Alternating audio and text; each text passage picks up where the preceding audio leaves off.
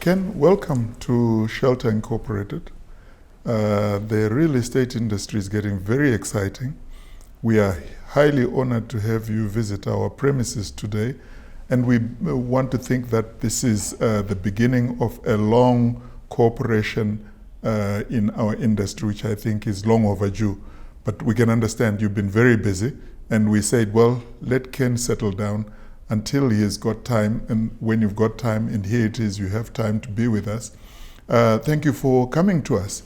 What can we do together to join hands and pull the real estate industry on board with us so that together we can make this happen? Because the way I see it is that the industry is fragmented.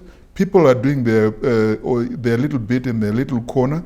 And I believe we need to find a common voice, a common platform where we share ideas.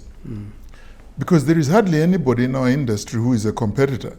We are all, colleagues, contemporaries. So there is obviously no reason why anybody should feel uncomfortable. What do you think? Thank you, firstly, for the prompt to be here today.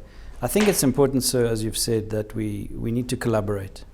Dialogue is very important. And just being here today, talking to you, I think is the first step. And hopefully by the end of this conversation, we'll find some mutual ground that we can shake on and say, this is where we can really join hands and collaborate. And I think the first thing is to get out of this mindset of, the problem in Zimbabwe today is really mindset, attitude.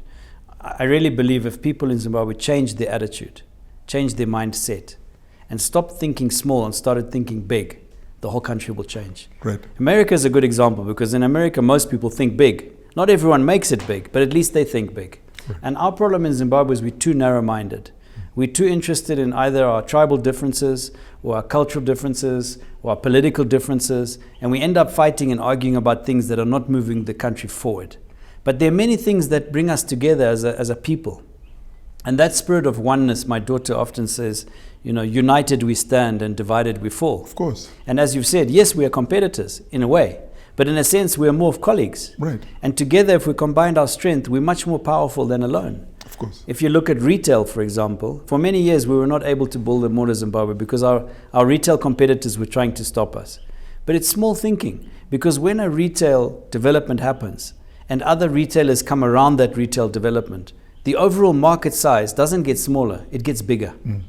It's a scientific fact, they've proven it. It's a cluster theory, where more people come together in development for retail. That cluster theory accelerates the growth of the total retail industry. Right. And when you look at our industry, Ken, and I'm sure you've seen it, I was watching your listing the other day with a lot of interest. But I was very disappointed at the response to your listing, because clearly the market did not understand what you were saying. Yes. And I said to myself, what could we have done, collectively or individually, to communicate correctly to the market? Because clearly the pension funds should have been falling over each other to come and support your launch or your listing, because they need alternative investment. What is your thinking about that? I think where we got it really wrong, and I'll come back to the corporates and the institutions, the pension funds money, on the retail side of the market, where we were aiming for, the individual level, we underestimated that the market is not ready. I don't know if it's a matter of education, that, as you say, they didn't really know what we were offering, but for $10 to buy a share, every Zimbabwean can buy a share for $10. And when you have 1 million people buying $10 of shares, that's $10 million. That can build a building. That building can be owned by those people. So I think the need for us is to start to educate people that they can put their money in small amounts into buildings and property. Because many people can't afford to buy property today because the stand, I just asked in your company what the cheapest price of stand is, and it's $13,000. Our cheapest stand starts at $50,000. So these are large amounts of money. A lot of people don't have access to that kind of money. But everyone can find $10 or $20 or $50 to invest into. And the good thing with property, as I've said before, is that it's a saving mechanism. It's a hedge against inflation. It's a hedge against currency risk. It's a hedge against pricing distortions. Because if you look at the local economy in RTGS, in Zim dollars, there's so many distortions. You don't really know what the value of your dollar is. But with a US dollar that you put into something that's brick and mortar, it stays in US dollars. Of course. So I think the opportunity for us as an industry is to come together and find a smart way of doing that. Whether it's creating another REIT that we can put onto either private market or list as an alternative, a REIT structure that people can invest into small amounts of money and be secure that their value of investment is protected over time. I think that's the first lesson. Yeah, I think the market also needs to accept that the history of money went down to cooperatives, if you remember, specifically in the building society industry. What happened there was that you had building cooperatives where you had a little cluster here and there that was coming together, pooling resources and extending credit one to another. A good example was that Ken would be in there this month and we would all fund Ken. And then next month, you would all fund me. The month after, you would all fund John, Jane, Sarah, and it went on. And at the end of 12 months, you had funded 12 different people.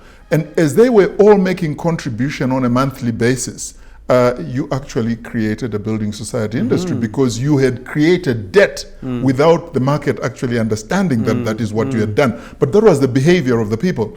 And I believe that Zimbabwe should stop talking about currency. I also came to the conference that you attended and addressed last October. And kudos to you as always. You are a brilliant salesman. I think you are one of those that will sell fridges to the Eskimos.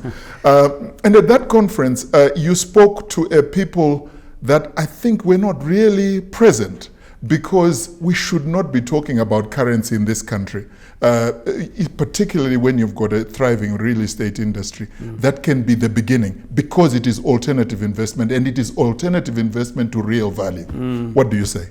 No, I totally agree. I think, at the end of the day, people put their money into things they trust. And we know that in Zimbabwe, people don't trust local currency. Right. And that's the biggest problem we've got. That's the elephant in the room. So if we remove that equation and just trade in an environment where there is only US dollars or multi-currency or currencies that people can trust, then we can really begin to grow. And I think coming back to the issue of pension funds that you mentioned, it is a responsibility for the pension funds to invest into our company, to invest into the REITs we're going to create, to invest into the properties we're going to create. They owe it to themselves. They do. Because and to they their secure pensioners. their value. And to the pensioners. That's right.